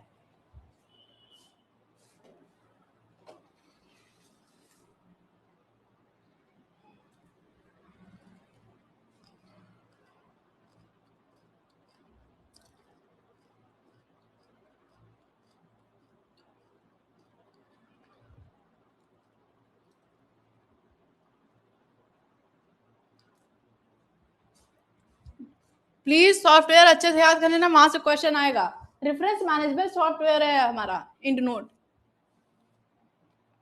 ऐसे आप रख सकते हो कि जो रेफरेंस होता है वो लास्ट में आता है, ठीक है, लास्ट में आता है हमारे रिसर्च, जो हमारे रिसर्च होते हैं आर्टिकल के, या हम कह सकते हैं थीसिस के, तो यहाँ पे इंड भी आ रहा है, इंड नोट, ठीक है। तो इस तरीके से आप कनेक्ट करके याद रख सकते हो। तो करेक्ट आंसर यहाँ पे डी हो जाएगा।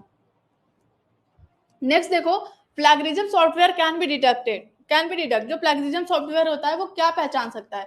Self plagiarism, direct plagiarism, mosaic plagiarism, या ऑल ऑफ द अबव?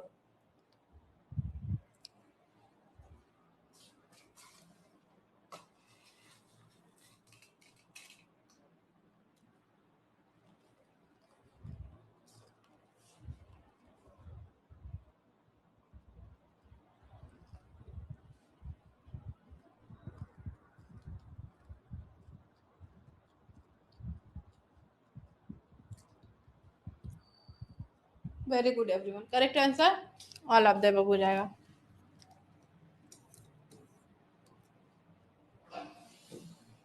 ठीक है, नेक्स्ट देखो, which of the following is true? कौन सा इसमें से ट्रू है? ICT always help the researcher.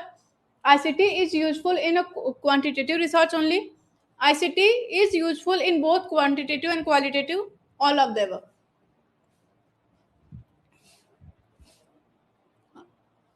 Very good Ankita, Shreya, Harsh, Shana, Kajal. No, all of the above नहीं होगा यहाँ पे। देखो यहाँ पे आईसीटी ऑलवेज हेल्प रिसर्चर, मान लो ये तो ठीक हो सकता है। ICT is useful in quantitative research only, ये बोला है आईसीटी को हम सिर्फ क्वांटिटेटिव रिसर्च में यूज कर सकते हैं। ओनली, ऑलवेज, सम नॉट, और, एंड, ये सबका वर्ड का ध्यान प्लीज देना। यहाँ पे बोला है कि आईसीटी को हम सिर्फ क्वांटिटेटिव रिसर्च में यूज कर सकते हैं, ऐसा हो सकता है क्या हम क्वालिटेटिव रिसर्च में भी यूज करते हैं, ठीक है। तो वर्ड का प्लीज ध्यान देना सब लोग। करेक्ट आंसर यहाँ पे सी हो जाएगा कि जो हमारे आईसीटी होते हैं उसको वो यूजफुल होते हैं क्वालिटेटिव एंड क्वांटिटेटिव रिसर्च। अगर एग्जैक्टली बोल रहा है कि हाँ 100% सिर्फ क्वांटिटेटिव में यूज होता है तो आंसर गलत है ना, यहाँ पे करेक्ट आंसर सी होगा। अगर यहाँ पे ओनली वर्ड नहीं रहता तो सारे आंसर सही हो जाते, ठीक है। नेक्स्ट चलो, Mendeley is a software use for. जो मेंडले होता है सॉफ्टवेयर उसको किसके लिए यूज करते हैं? Plagiarism detection, storing data, draw figure, या keep track of reference.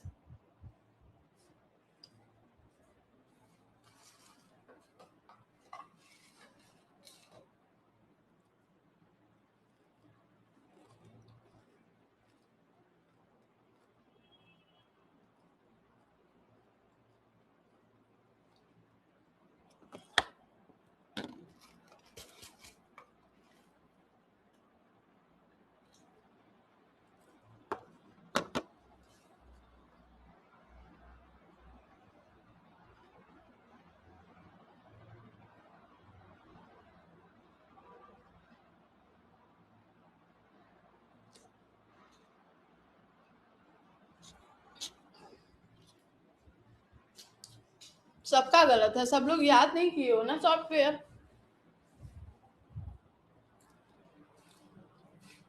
Correct answer D हो जाएगा। अभी तक देखो हमने एक इन नोट देखा,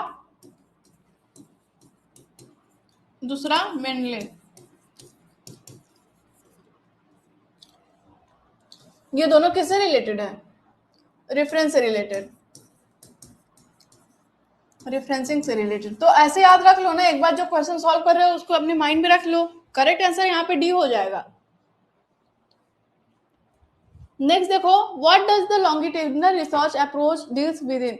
जो हमारे विद जो लॉन्गिट्यूडिनल रिसर्च होते हैं वो किससे डील्स करते हैं? लॉन्ग टर्म रिसर्च से, शॉर्ट टर्म रिसर्च से, बोथ ए एंड बी, या नन ऑफ द एवर?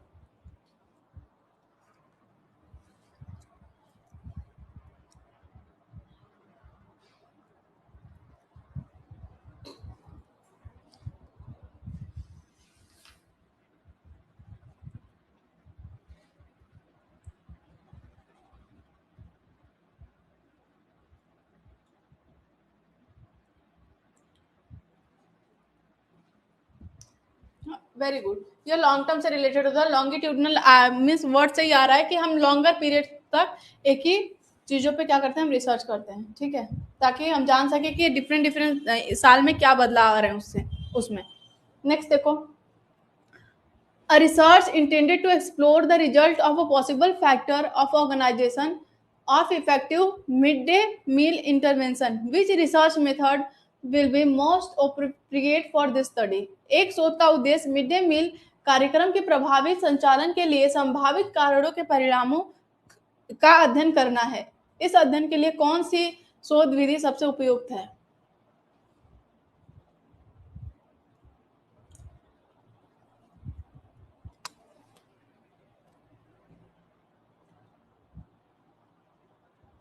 जो हमारा मिड डे मील योजना है वो प्रभावी तरीके से चल सके, इसके लिए कौन कौन से फैक्टर्स होते हैं या क्या है, उसको उसके लिए हम कैसे। Very good Shashank.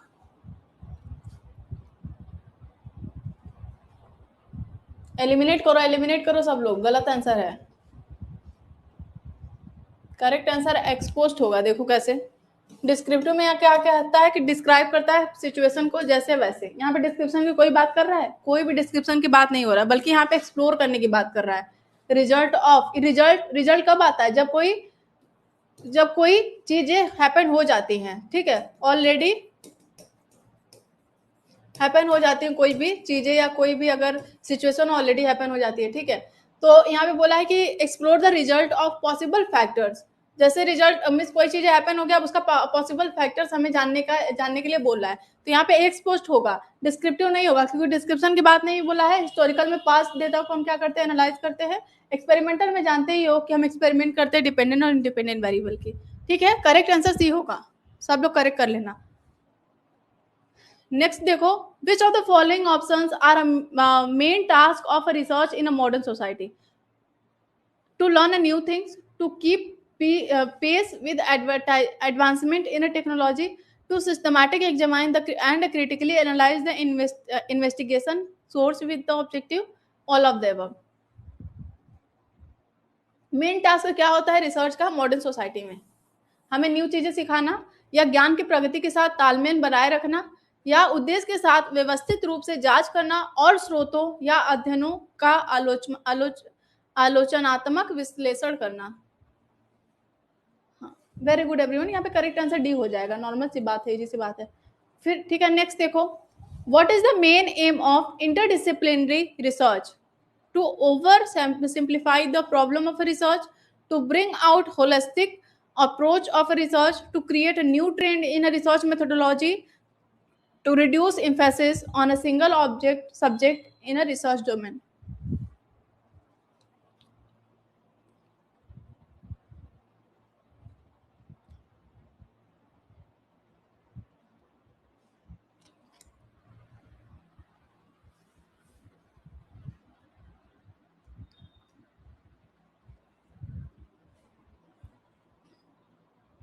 Very good Ankita, Sejal, Shreya, Pooja, Manish, तनु।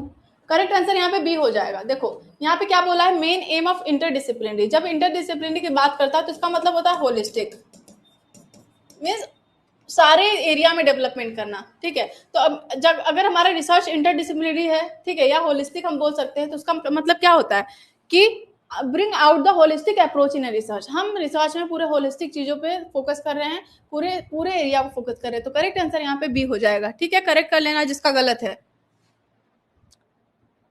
हर्ष करेक्ट कर लेना, ठीक है। जिसने जिसने डी आंसर दिया है वो करेक्ट कर लेना, बी होगा। नेक्स्ट देखो, one of the method of logical reasoning process. Logical reasoning process का क्या मेथड होता है? इंडक्शन, डिडक्शन, रिसर्च या एक्सपेरिमेंट?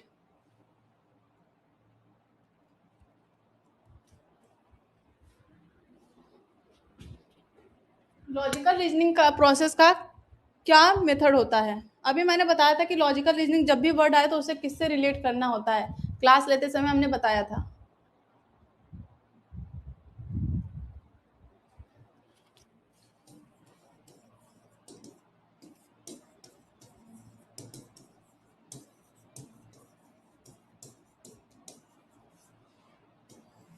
जब भी बात लॉजिकल रीजनिंग या लॉजिक की करे तो वो हमारा इंडक्शन होगा, इंडक्टिव रिसर्च। इंडक्टिव से बात होगा या इंडक्शन, क्योंकि यहाँ पे डीप स्टडी की बात करता है, डीप थिंकिंग की बात करता है, डीप लॉजिक की बात करता है, तो करेक्ट आंसर यहाँ पे ए हो जाएगा। ठीक है एवरीवन, करेक्ट आंसर ए होगा। जब भी लॉजिक रीजनिंग की बात करें, जब भी लॉजिक की बात करें, तो करेक्ट आंसर ए होगा, इंडक्शन, क्योंकि induction inductive means in depth में जाके स्टडी करना। IND है ना, IND का मतलब क्या होता है, इन डेप्थ। इस तरीके से आप कोरिलेट करके याद कर सकते हो। नेक्स्ट देखो, what is the usual sequence of steps in a scientific method. Scientific method हम करते हैं तो उसका क्या सीक्वेंस होता है। हाइपोथेसिस पहले बनाते हैं, identifying, hypothesis making by identifying the variables, felt need which is creating the problem, identifying the difficulty and the problem statement formulation, data analysis and interpretation, collection of data using appropriate research tools। तो इसका सब ये सारे हमारे process दिए हुए हैं, उसको आप करेक्ट फॉर्मेट में ला के बताओगे आंसर कौन सा होगा।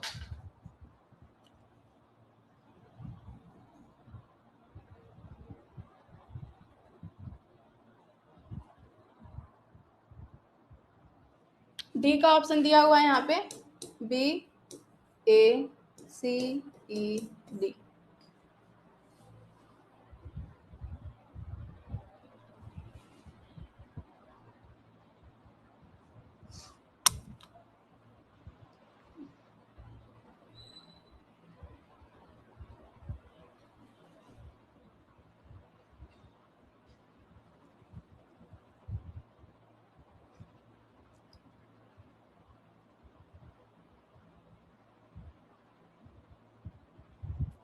प्रोसेस वाला क्वेश्चन आप लोग नहीं कर पाते हो, गलत कर रहे हो। देखो, जब भी बात आए साइंटिफिक मेथड में, हमें किसी भी प्रोसेस की बात आए, तो लास्ट में हम लोग डेटा इंटरप्रिटेशन या एनालिसिस करते हैं, तो डी तो हमारा लास्ट में आएगा। ठीक है, डी आप देखो किसमें लास्ट में, इसमें है डी, लास्ट में इसमें है। ठीक है, बाकी चीजें हमारे वैसे ही कट गए, बाकी 3 ऑप्शन हमारा वैसे ही निकल गया। अभी स्टार्टिंग में क्या आता है, प्रॉब्लम। प्रॉब्लम यहाँ पे लिखा हुआ है कि identifying the difficulty and problem statement formulation, और यहाँ पे लिखा है field need which is creating the problem. ठीक है, अनुभव की गई आवश्यकता जिससे समस्या उत्पन्न होती है। ठीक है, पहले हम अनुभव करते हैं, फिर उसको आइडेंटिफाई करते हैं, तो अब अनुभव हमारा सबसे पहला स्टेप आ जाएगा। ठीक है, तो अनुभव सबसे पहला ऑप्शन आ जाएगा, तो डी हमारा लास्ट होगा, बी हमारा सबसे पहला स्टेप होगा। ठीक है, अब देखो बी हमारा सबसे पहला कहाँ पे है, बी हमारा सबसे पहला यहाँ पे है, और यहाँ पे है। ठीक है, तो मान लो कि बी हमारा सबसे पहला यहाँ पे है, तो अब अभी भी हमको अभी आगे का बात जानना है, तो सी अब हमारा आएगा, बी के बाद सी आएगा। ठीक है, तो बी के बाद सी आएगा, तो अब देखो बी सी यहाँ पे है, करेक्ट आंसर ये हो जाएगा, क्योंकि बी के बाद डायरेक्ट यहाँ पे ए आ जा रहा है। ऑप्शन दिख नहीं रहा है, समझ में नहीं आ रहा है, देखो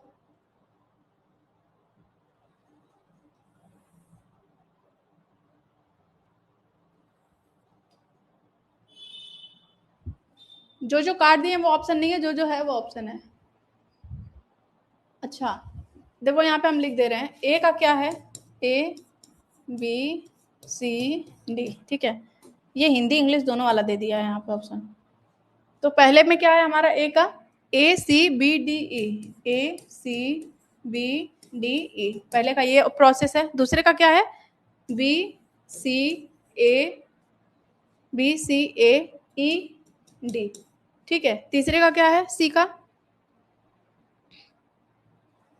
CDEBA। चौथे का क्या है, BACED।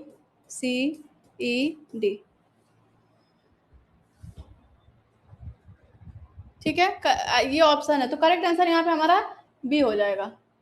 नेक्स्ट देखो, the identification of a research problem involve selection of academic area, demarcation of study, rejection of a personal and collective choice, specific topic with in the area, management of a financial resources.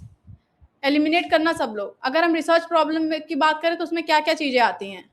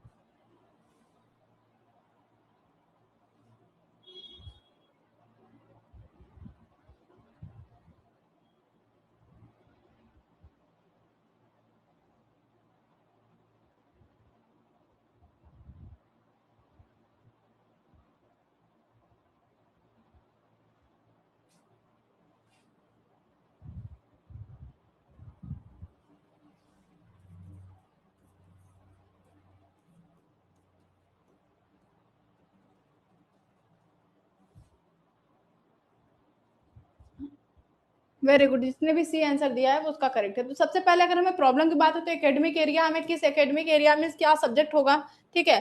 फिर B, democratic study करेंगे उस area की, ठीक है। फिर D means यहाँ पे क्या करेंगे, स्पेसिफिक टॉपिक, इस एरिया में पर्टिकुलर एरिया में हम स्पेसिफिक टॉपिक क्या करेंगे, सेलेक्ट करेंगे। तो करेक्ट आंसर डी हो जाएगा। अब प्रॉब्लम से रिलेटेड हमारा फाइनेंशियल सोर्सेज भी नहीं है और ये भी नहीं है, ठीक है। एलिमिनेट करके ऐसे क्वेश्चन को अटेम्प्ट करना। नेक्स्ट देखो, the chapter that details the way in which research was conducted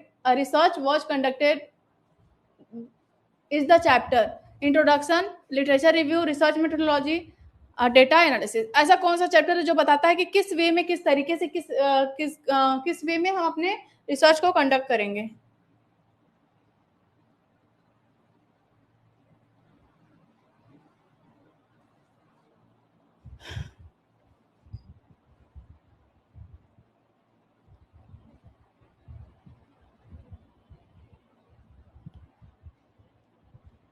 जिसने जिसने सी आंसर दिया उसका सही है। बोला है कि वे, किस वे में, किस मेथड को यूज करके, किस मेथड को यूज करके हम डेटा कलेक्ट करेंगे, हम किस तरीके से, मीन्स तरीका अगर पूछे तो रिसर्च मेथोडोलॉजी में है, क्योंकि हम डेटा कैसे कलेक्ट करना, हमें रिसर्च कैसे कंडक्ट करना ये बताता है। इंट्रोडक्शन में तो सिर्फ आपके टॉपिक से रिलेटेड कुछ इंट्रोडक्शन दे देता है कि हमारा टॉपिक किससे रिलेटेड है, बट हमें रिसर्च कैसे करना है वो हमें बताता है रिसर्च मेथोडोलॉजी। करेक्ट आंसर यहाँ पे सी हो जाएगा। नेक्स्ट देखो, standardizing the interview schedule can be reduced interviewer variation in terms of the way in which questions are phrased by the interviewer, the order in which questions are asked, the procedure used to code analyze survey data। जो interview schedule में हमारा standardisation होता है उसको हम कैसे reduce कर सकते हैं।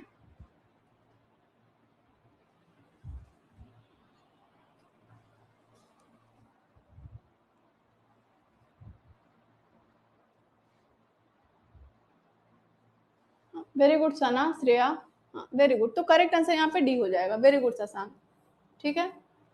नेक्स्ट देखो, नेक्स्ट देख लो क्योंकि क्लास है, नेक्स्ट सर वेट कर रहे हैं, टाइम हो गया। Close ended question are those that have a fix range of possible answer, prevent respondent from allocating themselves to a category, encourage detailed elaborate responses related to a basic demographic characteristics of a respondent। Close ended question, question कैसा होता है?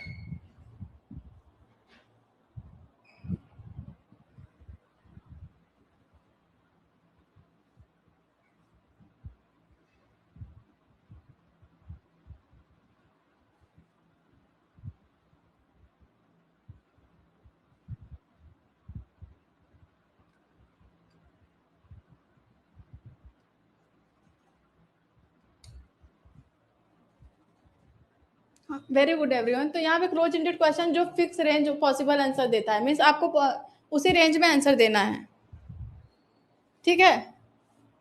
Next देखो, last question, an open ended question क्या होता है? Allow respondent to answer in their own terms, does not suggest and provide a limit range of responses, can, यहाँ पे क्या है, can help to generate answer for a close answer, all of there. सही से पढ़ना सब लोग।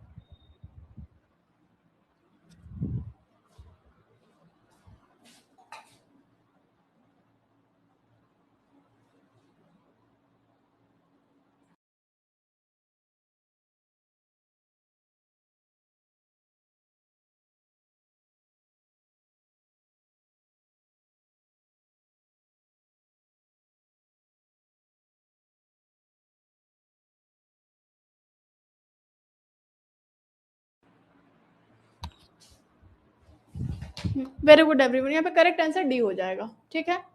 तो आज से रिलेटेड बस इतना ही। कोई भी डाउट होगा आप कल पूछना क्योंकि सर ऑलरेडी वेट कर रहे हैं, ठीक है। तब तक के लिए thank you, have a nice day. कल नेक्स्ट एक्स्ट्रा और एमसीक्यू लेके आऊँगी।